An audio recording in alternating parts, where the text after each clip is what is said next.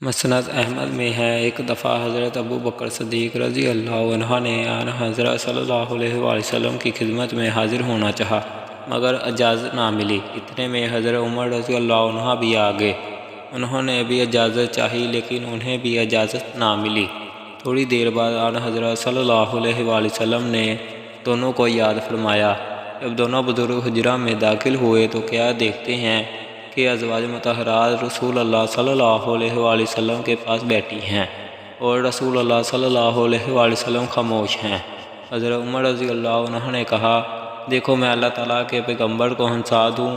پھر کہنے لگے، حضور کاش کہ آپ دیکھتے، میری بیوی نے آج مجھ سے روپیہ پیشہ مانگا، میرے پاس تھا نہیں۔ جب زیادہ ضد کرنے لگی تو میں نے اٹھ کر گردن ناپ لی۔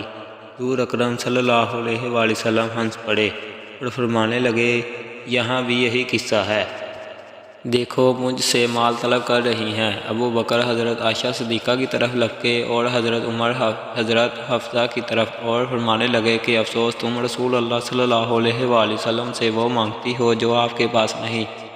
آپ نے جب اپنے جانثاروں کے بدلے ہوئے تیور دیکھے تو انہیں روک دیا، ورنہ عجب نہیں تھا کہ دونوں بزرگ اپنی اپنی صاحبزادیوں کو مارتے۔ اب تو سب بیویاں کہنے لگی، ہم سے سنگین غلطی ہوئی، اب ہم آپ کو ہرگز اس طرح تنگ نہیں کریں گی۔